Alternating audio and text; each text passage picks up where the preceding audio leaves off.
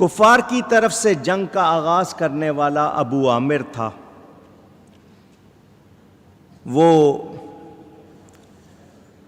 اس نے آ کر اپنا پہلے تعارف کروایا اور مقابلہ شروع کر دیا.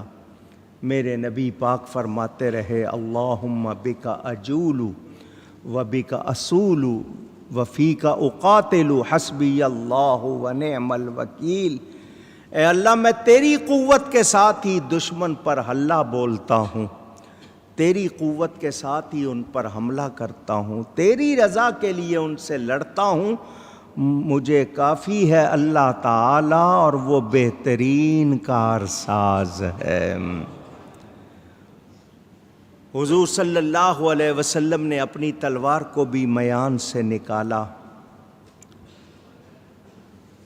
جنگ شروع ہو چکی. ایک مشرک مسلمانوں پر حملہ کرنے کے لیے غراتا ہوا نکلا، بہت ہی جوش دکھاتا ہوا. ادھر سے ایک مسلمان آگے بڑھا، دونوں ایک دوسرے پر حملہ آور ہوئے. مسلمان نے اللہ کا نام لے کر تلوار اس کی گردن پر ماری جو کاٹتی ہوئی اس کو دو ٹکڑے کر گئی. حضرت ابو دجانہ تھے جس نے یہ دو ٹکڑے کیے تھے.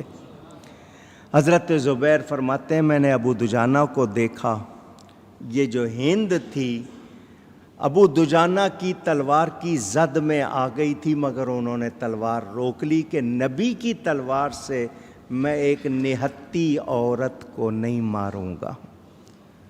جنگ کا موقع ہے. وہ عورت گالیاں بک رہی تھی اس وقت، لیکن صحابہ کی تربیت دیکھو.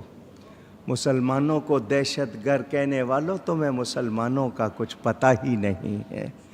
وہ جو دہشت گرد ہیں ان کا اسلام سے کوئی تعلق نہیں. اسی طرح لوگ نکلتے رہے، آتے رہے، مقابلے کی دعوت دیتے رہے. حضور صلی اللہ علیہ وآلہ وسلم نے اپنے صحابہ کو اجازت دی.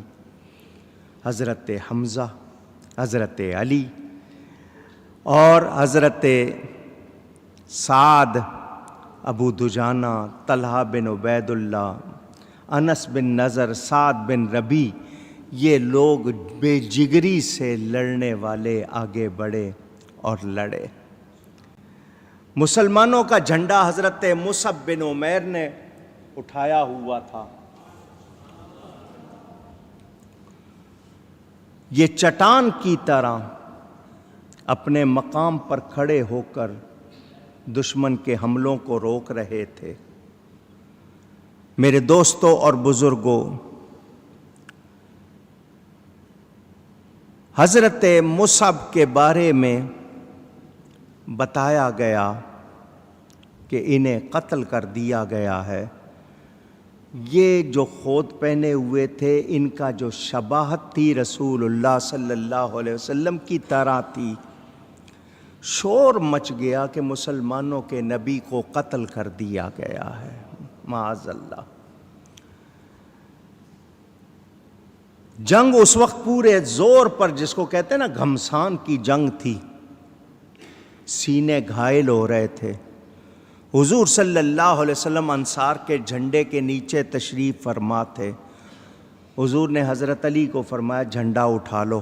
جھنڈا ان کے ہاتھ میں تھا اور وہ نعرہ لگا رہے تھے انا ابو القاسم، میں باطل کی پشت توڑنے والا ہوں.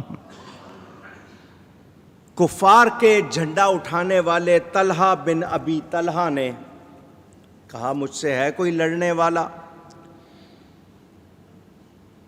اس نے آگے سے حضور صلی اللہ علیہ وسلم کو مخاطب کر کے کہا کہ تم لوگ تو جنت کی باتیں کرتے ہو کہ تمہارے لوگ جو ہیں وہ شہید ہو جاتے ہیں، جنت میں چلے جاتے ہیں، اور ہم لوگ دوزخ میں جاتے ہیں. اس نے اپنے بت کی قسم اٹھا کر کہا تم جھوٹ کہتے ہو. اگر تمہیں واقعی سچا یقین ہوتا تم میرے مقابلے پر آتے. حضرت علی نے اس کی مزید بات نہیں کرنے دی. آگے بڑھ کر بجلی کی طرح اپنی تلوار کا ایسا وار کیا کہ وہ زمین پر تڑپ رہا تھا۔